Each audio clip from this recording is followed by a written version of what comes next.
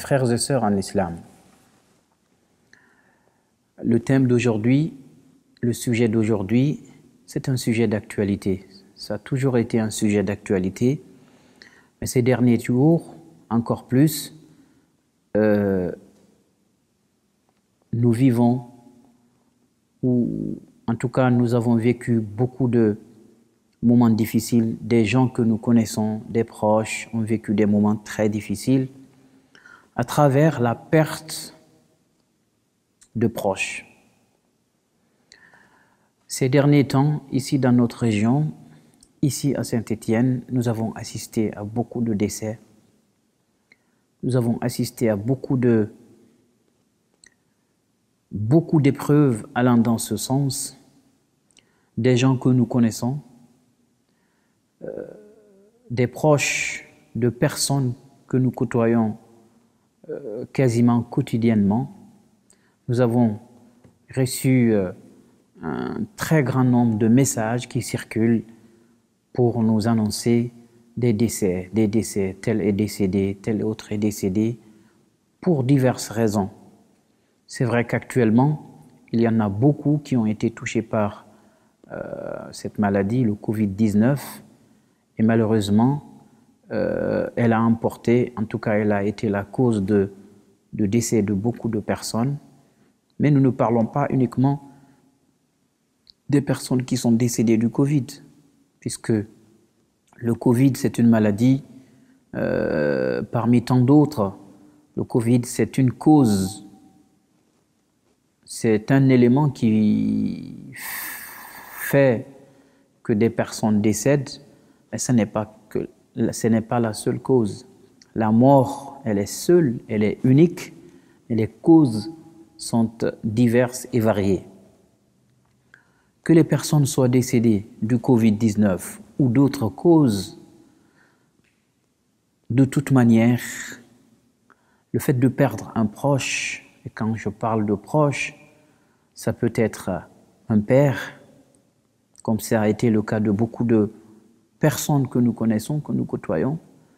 Ça peut être une mère, comme ça a aussi été le cas ces derniers temps, mais ça peut aussi être une épouse ou un époux. Ça peut être aussi un fils, un enfant, une fille. Ça peut être un frère, ça peut être une sœur. Ça peut être un meilleur ami, un très bon ami. Ça peut être quelqu'un d'autre avec qui on a eu des relations familiales, des relations très poussées qui ont fait que on s'attache les uns des autres. Et quand une de ces parties décède, eh bien pour la partie qui reste, cela reste une très grande épreuve, une très grande difficulté, ou en tout cas une très grande épreuve à surmonter. La mort, c'est une des plus grandes épreuves par lesquelles Allah subhanahu wa ta'ala nous éprouve. Et la mort, Allah subhanahu wa ta'ala en a fait une loi. C'est quelque chose dont personne n'y échappera. La mort a toujours existé depuis les premiers hommes. Ils ont vécu, ils sont morts, ils sont passés. D'autres sont venus, ils sont passés. Nous sommes là aujourd'hui, nous allons y passer. D'autres seront là demain et ils y passeront aussi. C'est une loi face à laquelle aucun humain n'y échappera. C'est une porte par laquelle tout le monde va y passer. Ça, c'est Allah subhanahu wa ta'ala, dans sa sagesse, qui a voulu que les choses soient comme ça. Il a déterminé les choses de sorte qu'elles se passent de cette manière. Et Allah subhanahu wa ta'ala nous dit, dans le Coran, lui-même, il décrit la mort comme étant une musiba. Musiba, on pourrait dire une difficulté, une épreuve, un malheur. In antum darabtum fil ardi fa asabatkum musibatul maut. Allah subhanahu wa ta'ala définit la mort comme étant une musiba. Et une musiba, c'est une épreuve. C'est une période pendant laquelle c'est une période de difficulté. Très bien. C'est pour cette raison, à chaque fois qu'Allah subhanahu wa ta'ala nous parle de la notion d'épreuve en général, et particulièrement la mort, eh bien, à la fin du verset, ou en tout cas dans les versets, les passages qui vont suivre, il va nous parler de l'attitude que le croyant, que le musulman doit avoir face à cette musiba, face à cette difficulté. Regardez, Allah subhanahu wa ta'ala nous dit وَلَنَبْلُوَنَّكُمْ بِشَيْءٍ مِنَ الْخَوْفِ وَالْجُوعِ وَنَقْصٍ مِنَ الْأَمْوَالِ وَالْأَنفُسِ وَالثَّمَرَاتِ. Certes, nous vous éprouverons par quelque peu de peur, شَيْءٍ مِنَ الْخَوْفِ, par la famine, le fait d'avoir des difficultés à se nourrir, à s'alimenter, et le fait d'avoir des pertes, de perdre des proches dans ce verset. وَنَقْصٍ مِنَ الْأَمْوَالِ وَالْأَنفُسِ, des difficultés financières et le fait de perdre des proches, et ainsi de suite. Il dénombre quelques éléments qui vont dans ce sens, les épreuves. Et à la fin nous dit وَبَشِّرِ الصَّابِرِينَ. Par contre, si vous êtes touché par ces épreuves, par ces types d'épreuves, l'attitude la plus digne, la raison, l'attitude qu'il faut tout simplement avoir vis-à-vis du Créateur et vis-à-vis de cette épreuve, c'est la patience. وَبَشِّرِ الصَّابِرِينَ. Annonce la bonne nouvelle à ceux qui se montrent patients face à ces épreuves. الَّذِينَ إِذَا أَصَابَتْهُمْ مُصِيبَةٌ. Et il nous décrit comment avoir cette patience. On a cette patience quand l'épreuve se présente, quand on a la nouvelle de la perte d'un proche, c'est tout de suite de penser au Créateur. Inna lillahi wa inna ilayhi raji'un. Nous appartenons à Dieu et vers Dieu nous retournerons tous. Faire preuve de patience dès les premiers instants de l'épreuve et ne pas attendre des jours et des jours quand on se rend compte que on n'a pas le choix, patienter par manque de choix. Ce n'est pas ce type de patience qui est demandé.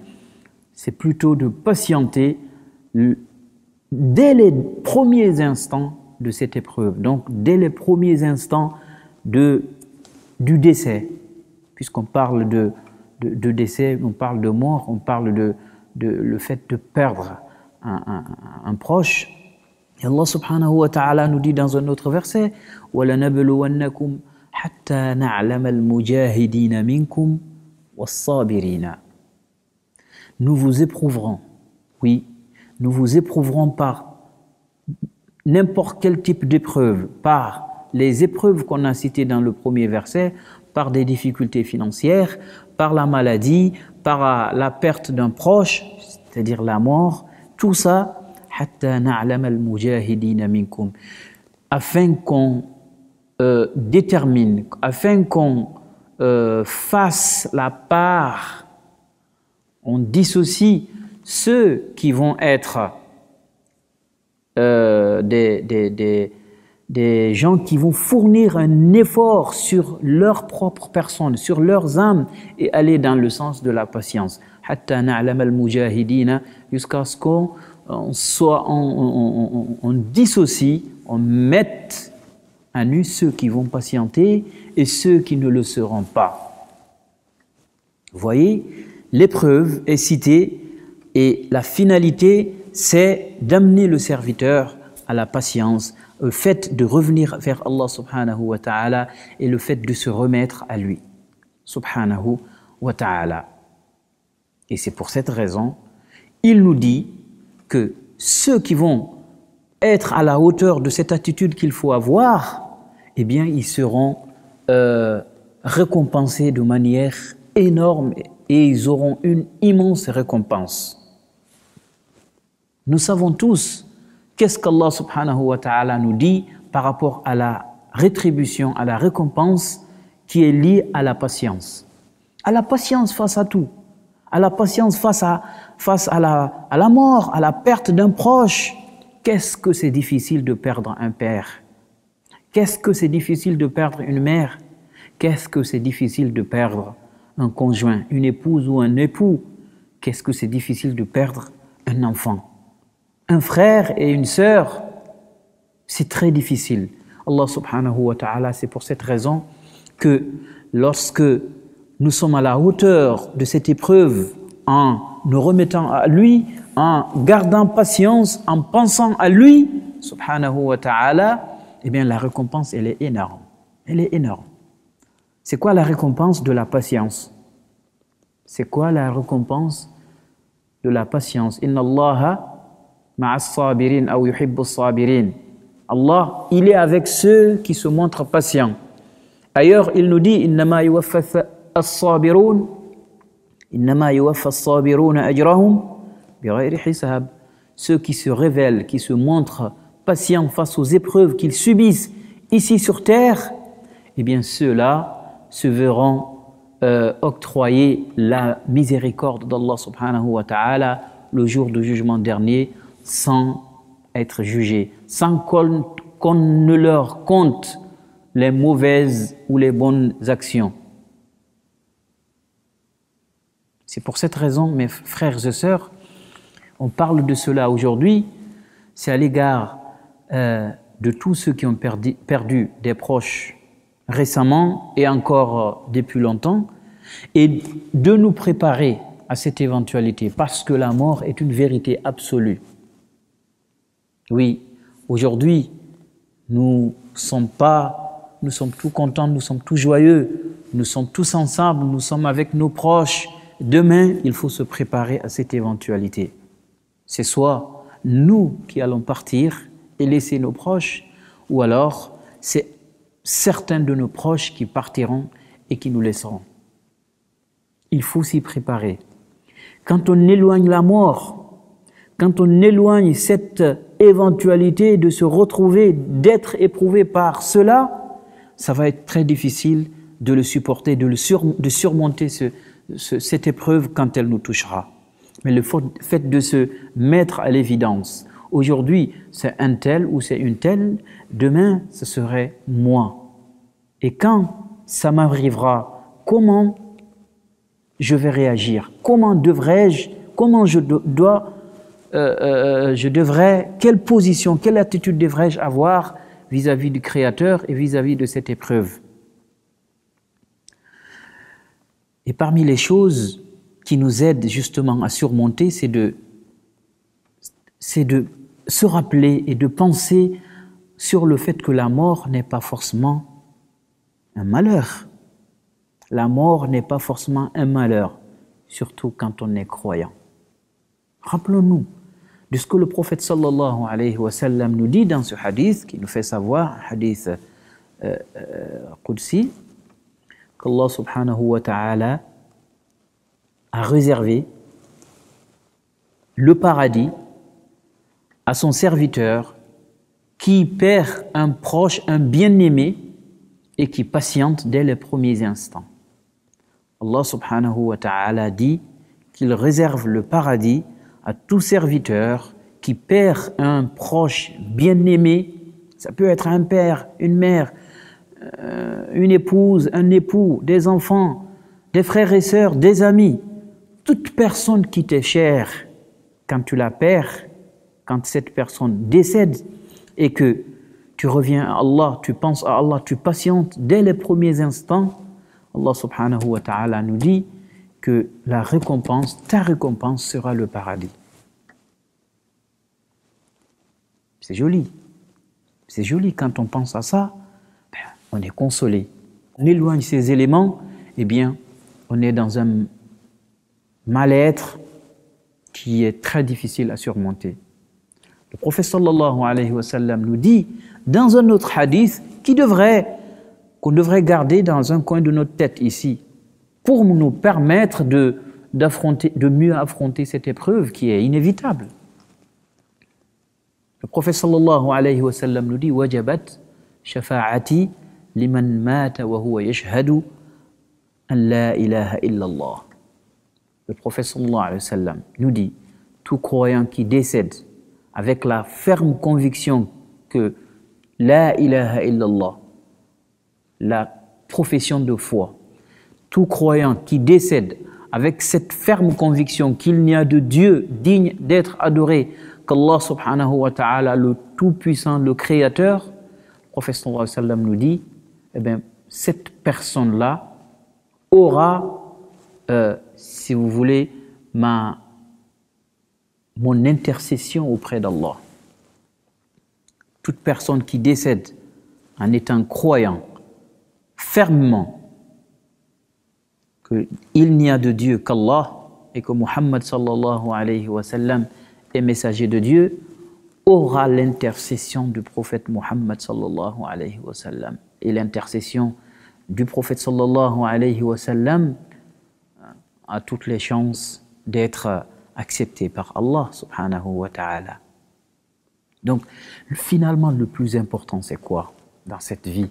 C'est de vivre avec Allah.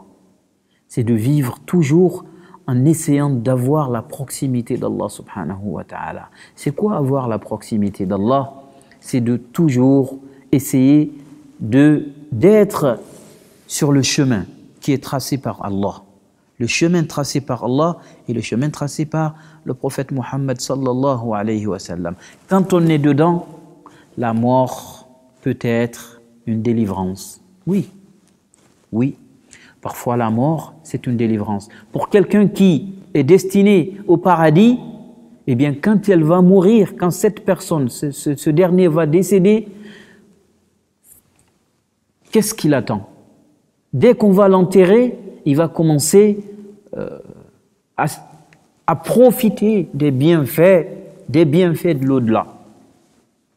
Et cette personne se dira, ah oui, mais si je savais que c'est ce qui m'attendait là, j'aurais souhaité de mourir encore plus tôt.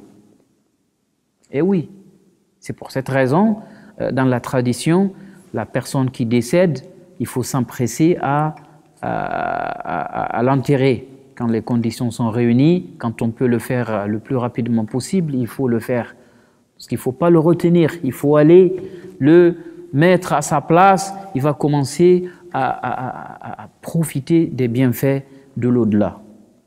Oui, c'est pour cette raison, mes frères et sœurs, vous qui avez perdu des proches récemment, vous qui avez perdu des proches il y a longtemps, la patience et le fait d'espérer la récompense d'Allah subhanahu wa ta'ala, et puis faites des invocations. Faites des invocations. Parmi les meilleures choses qu'on peut laisser derrière nous, c'est d'avoir des gens qui vont penser à nous une fois qu'on sera enterré. C'est d'avoir des gens qui vont nous faire des invocations. Alors là, on aura tout gagné. Est-ce que le prophète sallallahu alayhi wa sallam nous enseigne que quand on décède, tout s'arrête. Nos actes d'adoration, tout. On ne pourra plus adorer Allah. On ne pourra plus nous rattraper. Tout s'arrête. Les bénéfices de tout s'arrêtent sauf 3 éléments. 3 éléments. Parmi ces 3 éléments, c'est quand on laisse des proches. En l'occurrence, quand on laisse des enfants pieux qui vont penser à nous après la mort. C'est pour cela qu'une des meilleures manières de préparer sa mort, de préparer quelque chose qui va nous rejoindre dans la tombe, c'est d'œuvrer dans l'éducation de nos enfants. Faire en sorte que nos enfants, une fois qu'on sera décédé, qu'on sera mort, eh bien que ces enfants ne nous oublient pas. Puisque le prophète sallallahu alayhi wa sallam nous le dit, nous le certifie, que les invocations que nos proches font, les invocations que surtout nos enfants font après nous, bien nous rejoindrons, en tout cas rejoindra les décédés dans leur tombe. Qu'Allah subhanahu wa ta'ala nous facilite, nous donne la force et la patience face aux épreuves que nous vivons et que nous avons vécues et que nous allons encore vivre, puisque nous l'avons dit il y a quelques semaines, l'essence même de cette vie, c'est que c'est des épreuves. C'est une vie d'épreuves. Ad-dunya darul bala. Dunya ce monde ici-bas est caractérisé par des épreuves. C'est ce qui le caractérise, ce monde. Et puis l'au-delà, c'est Darul Jaza, c'est la vie de la récompense. C'est l'endroit où chacun sera rétribué. Là-bas, il n'y aura pas de taklif, c'est-à-dire qu'il n'y aura pas d'obligation, il n'y aura pas d'acte, il n'y aura... Non, c'est la récompense. Encore une fois, qu'Allah subhanahu wa ta'ala pardonne nos défunts, qu'Allah subhanahu wa ta'ala leur accorde la miséricorde et qu'il nous accorde à nous la patience et la force de porter les épreuves qu'Allah subhanahu wa ta'ala nous envoie, puisque Allah ne nous fera pas porter des choses qu'on soit incapable de porter. Les épreuves qu'Allah nous envoie sont à notre portée, c'est-à-dire qu'on est capable de les porter. Il ne faudrait pas perdre espoir, il ne faudrait pas perdre la proximité d'Allah face aux épreuves, se déchirer les cheveux, se déchirer les habits plutôt, s'arracher les cheveux, se poser des questions à Allah. Pourquoi moi? Pourquoi tel? Pourquoi ci? Pourquoi ça? Ça, ce n'est pas une attitude digne du croyant qu'il faut avoir quand on est éprouvé et surtout quand on est touché par la mort dans notre entourage ou parmi nos proches.